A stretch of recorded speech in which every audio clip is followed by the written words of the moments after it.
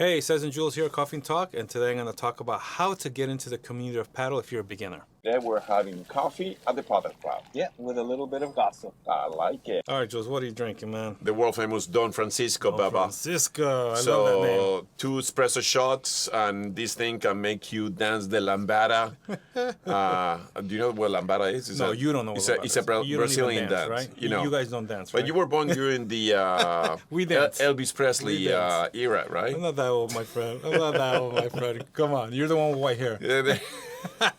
All right, I'm drinking Sakusa. I can't get away from this. I love this. This is a flavored coffee. I think cocoa with something else, vanilla. Really great. Double espresso shot with a little bit of cream and Splenda. I love it.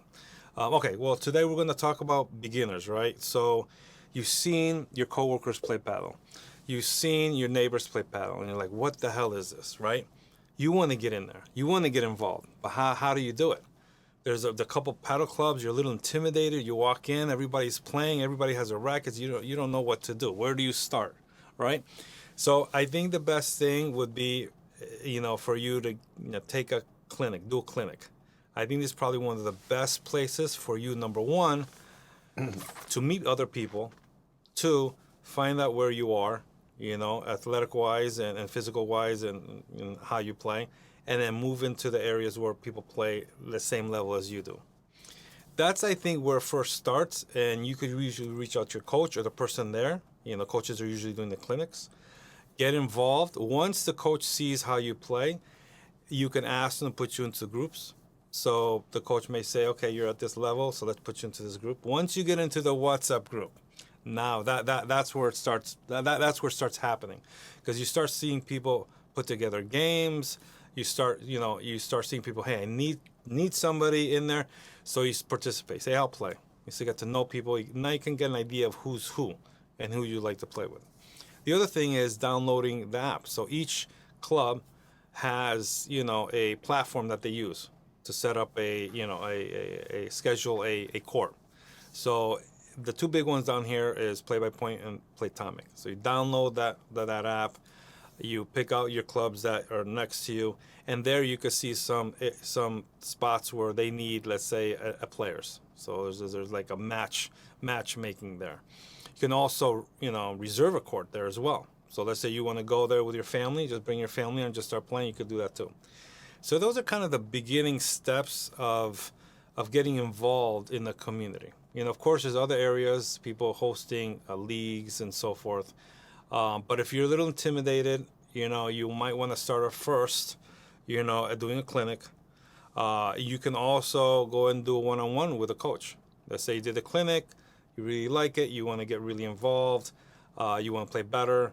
You can also take some class with a coach. And they're going to guide you to where the best areas for you when it comes to level and group. So that's what I'll say at the beginning to start with. Jules, you see this all the time.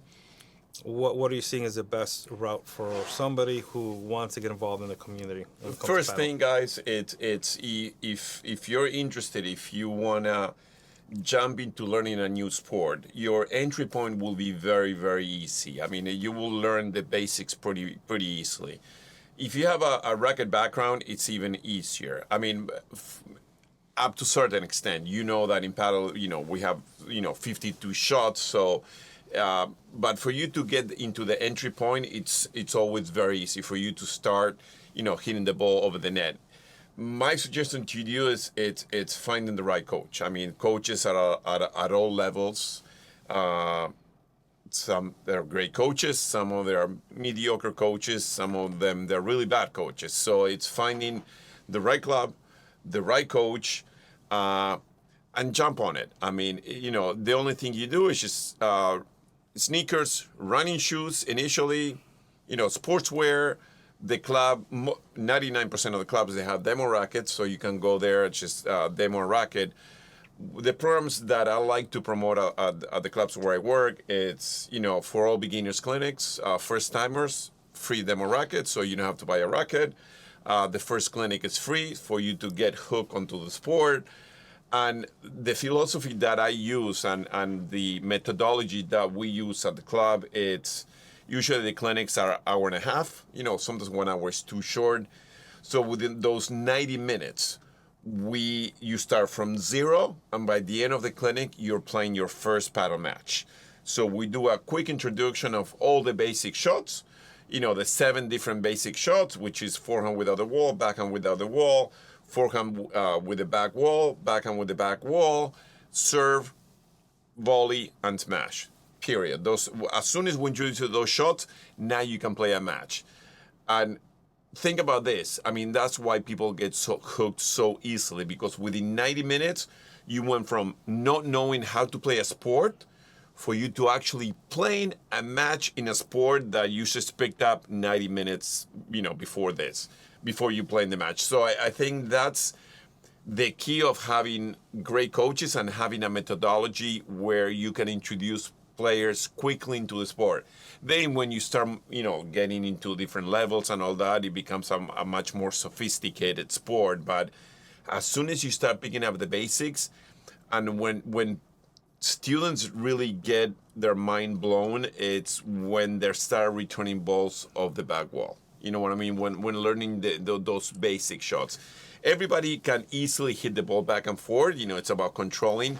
And as a coach, we have to teach our beginners, slow down. The tendency is always to hit too hard. So when you have a good coach, you have a good clinic, you're really hooked into the sport. And that's what we recommend all the players. Come, try it out. You got nothing to lose and everything to gain. All right, Jules. All right, Jules. This is not about coaches and you, this video. It's about beginners, how they get involved into the community. Yes, all right? but I So mean, now it's introducing to the beginners. I mean, come to do the clinics. You brought up 2 good points. One is that, the club that you work at gives free clinics, you said. Of course. And free racket rentals. Yes. For its first time. Yes. I do that too at the club in Connecticut. And it's a smart move when it comes to you as a club. You want just people to come and experience and enjoy. As you mentioned, if you're a good coach, they can get you to play within those 30, 40 minutes. And that's where you get somebody who gets let's just say a habit, a good habit, keeps coming back every week. That's what we want to try to do. So at a club, I suggest that's something you focus on. The other thing you mentioned was but going back, I mean, what we're saying that it's you have to focus on.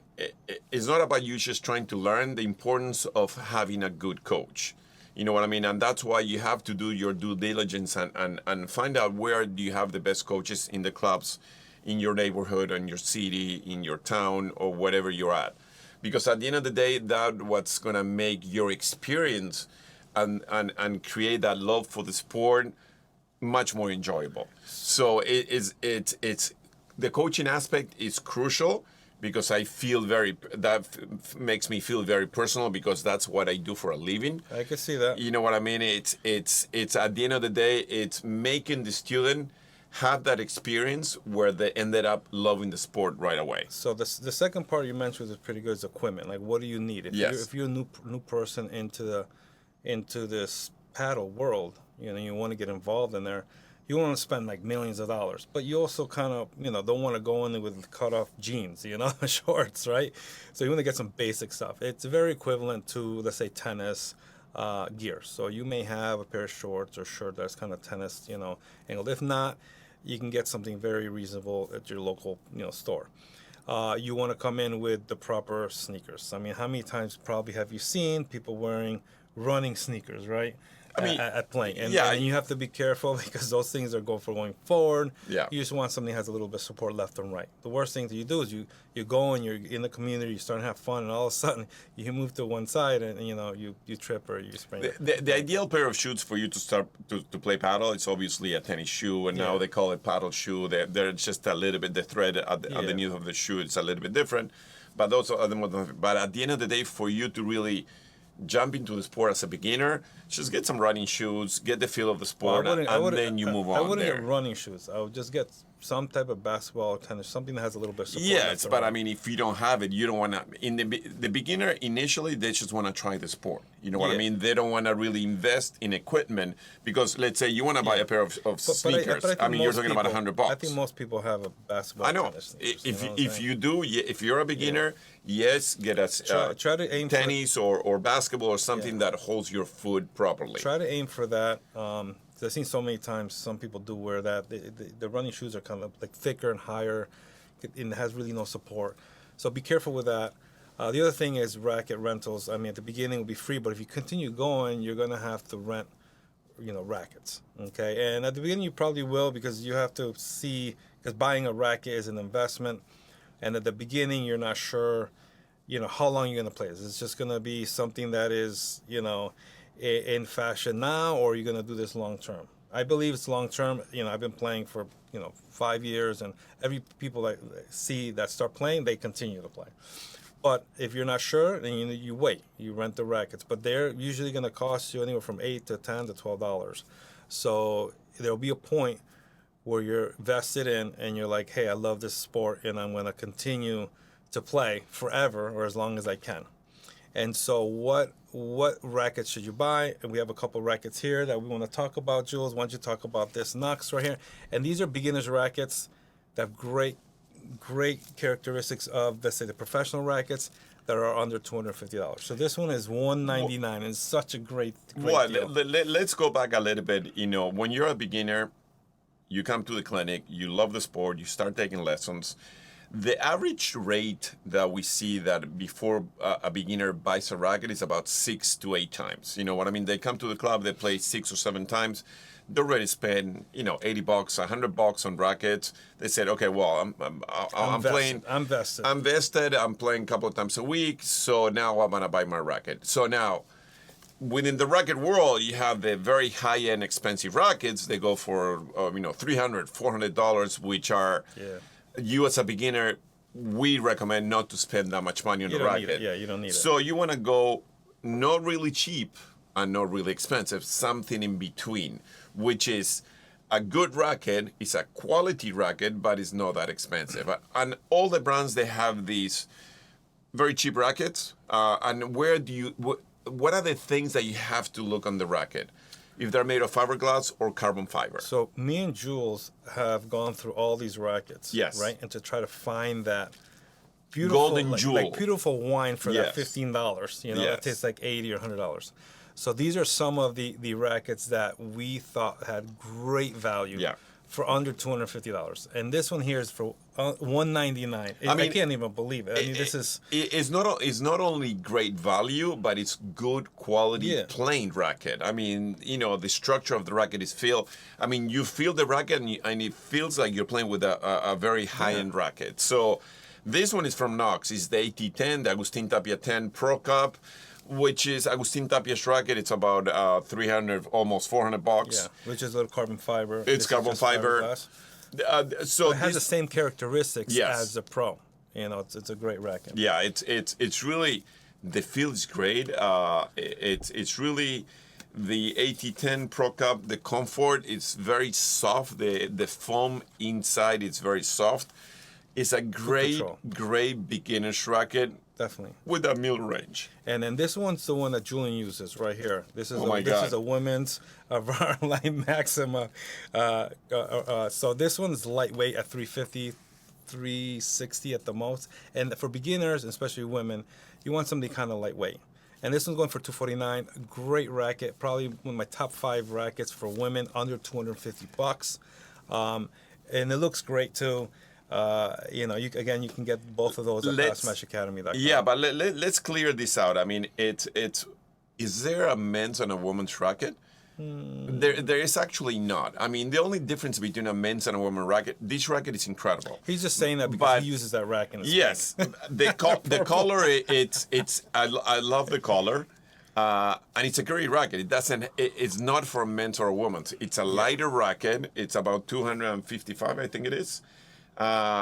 This one, they have a whole line of these rackets, which are fantastic. They're the Varlian rackets, and this one it's also $199, correct? That one, no, this one's $249, and this is $199. $199 and $249. Yeah. That one, it's a fantastic racket. Yeah. I will play with this racket. You do? Yeah. You don't tell anybody about it. You don't be captured on video, mean, but with you do. these two rackets, I jump on the court, I play, I teach. I mean, they're great two rackets. Now, like you said, there's no real, anybody can use any type of rackets. But typically, a juniors and females racket, they're going to be a little bit lighter at 350, maybe 355, 360 grams. Most women are looking for a little bit lighter racket. So you'll get that from this. And even that's light too. Yeah. But some men also like light rackets. They won't be quick, But, and then they make certain rackets are colored. Like, obviously, this is kind of a purple, so it's kind of, and marketed towards women. But typically, you can use any racket you want. It's whatever feels good in your hands. So if you're a beginner, value number one, racket like this is great. Don't go crazy and spending $400, $500 on a racket. Value, quality, those are the things that you're looking for. If you start getting hooked on paddle, if you got the bug of playing paddle, go for good quality and value, and you can get them where? At paddlesmashacademy.com. All right, guys, thanks for joining us at Coffee and Talk, and we'll see you at the next one.